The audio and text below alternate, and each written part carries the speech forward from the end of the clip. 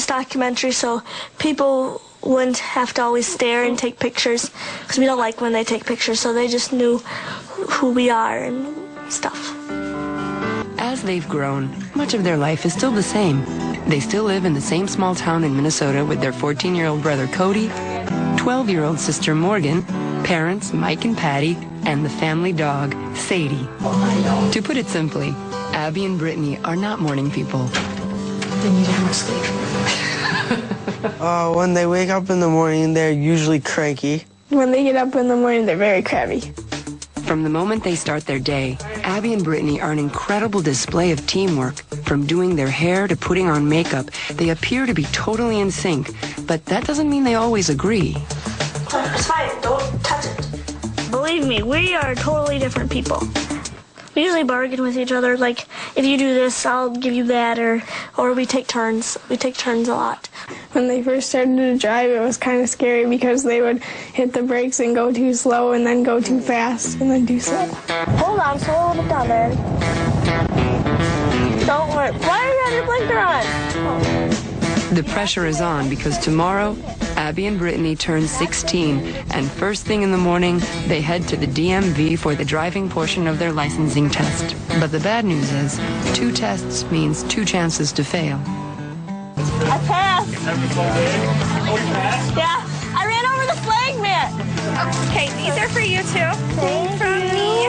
After many gifts and congratulations from their friends, the question now is, what is planned for tonight? Today is Ab and Britt's 16th birthday. Cody, you want to light the candles? We are going to have their favorite angel food cake baked by their grandmother. If we get the candles lit.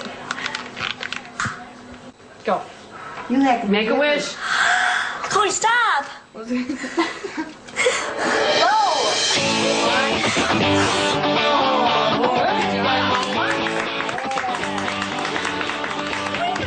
Because they have 2 hearts, lungs, circulatory systems that are conjoined, I'm looking to make sure they're not developing premature high blood pressure, respiratory problems. Perfect. There you go.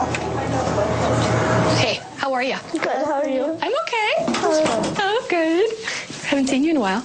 No, just like 5 minutes ago, actually. Well, maybe. I watched you drive in. How was your drive? Good. Was it? The process of their ability to come together is fascinating for me as a primary care doctor, because above the waist they seem to function independently, and yet they can clap even though one controls one arm and the other controls the other. I ask them periodically what they feel and sense. One girl cannot sense touching on the other girl's arm and vice versa. The girls themselves are continually discovering more about how their bodies work together. And even the other day they were on their bellies going, feel that, feel that, feel that, and Brittany'd say when she'd start to feel it. Many other questions on the horizon, like how will they date? You know, I hear them and their girlfriends talk about guys, but they probably aren't going to be sharing that with me right now, who they may have a crush on or what they're feeling, but I'm sure they do. I'm just the way I see them interact.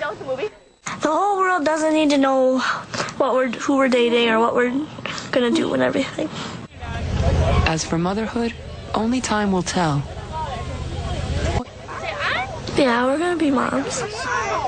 We haven't thought about how being moms is gonna work yet. We're just 16. We don't need to think about that right now. We might want to go into photography, child development, or stuff with kids. Interior designing, architecture, or fashion design. You know, are they going to be hired as 1 or as 2? Are they going to be able to share salaries, or do they, you know, all of those things I think yet are to be determined. Abby and Brittany have chosen not to appear on all the talk shows or do interviews for the many magazines who make requests, although they could do hundreds. I've had TV people come up to me and say that I owe the world more of an explanation regarding Abby and Brittany. I don't owe the world nothing. And Abby and Brittany don't owe the world anything either. The best thing about being conjoined twins is there's always someone there to talk to. And you're never alone.